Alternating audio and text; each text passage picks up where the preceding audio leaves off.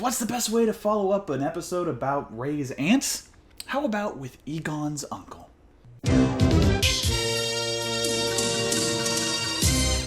This episode starts out by trying to get in on some of that sweet Teenage Mutant Ninja Turtle action. So, market research says you kids want heroes that can save the day by climbing out of the sewer. We can do that. Egon, get down that manhole. Okay, really, it's just business as usual for the team. 6 full torsoed apparitions and a vaporous phantasm. And an ectoplasmic partridge in a pear tree.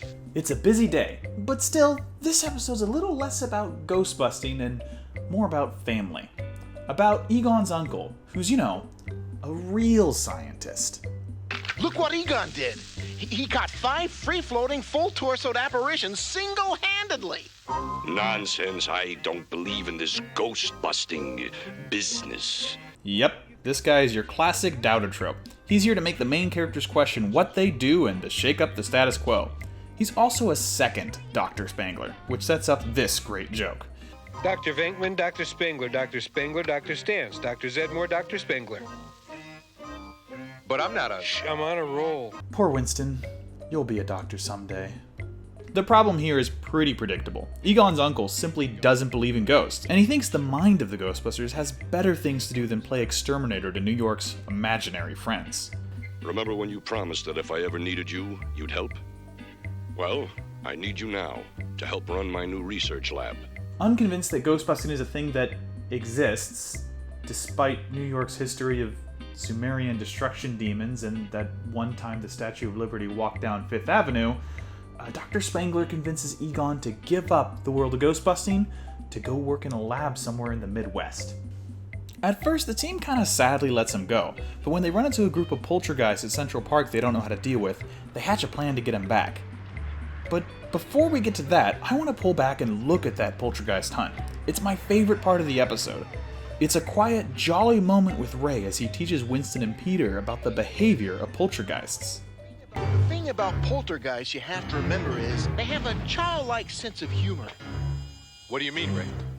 Like moving candles, spinning pictures on the wall, that kind of stuff. Ah!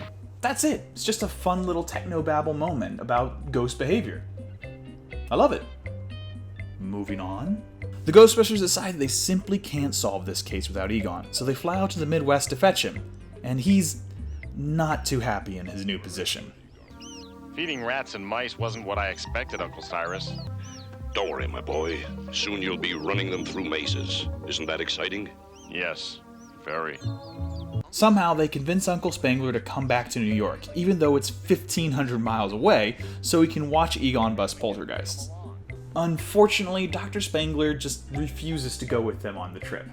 It's getting pretty hard to convince Cyrus that ghosts actually exist. Luckily, like a total idiot, he solves the problem himself, fiddling with the containment unit's controls and accidentally releasing the Destroyer's chosen form.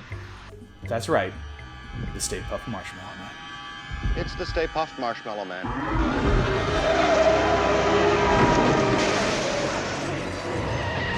Has he gotten bigger since the last time? Apparently he has. Egon says Stay Puft is too big for the ghost traps they have with them. The Ghostbusters don't really have a solution for this. They just trip Stay Puft and somehow separate him into 4 different traps at once. Can they do that? I didn't know they could do that. Okay, it's not a very complex episode, or even a very important one. But I gave Ray's aunt a full look, so it only seemed fair to give Egon's uncle the whole treatment. In the end, these are both kind of the same story. They're about extended family who don't fully trust the Ghostbusters. One's about an uncle who doesn't believe enough, and the other's about an aunt that believes too much. They have the similarity in the fact that neither of them trust their family to do the right job, and, come around by the end of the episode. They're not great episodes, but they're not terrible either. They kind of fall into a category of mediocre writing, but things will change soon. In the next few episodes, we'll see how good writing can save even a bad episode idea. Until next time, stay charged, I guess. Still going with that outro. Need to think of a better one. Cheers.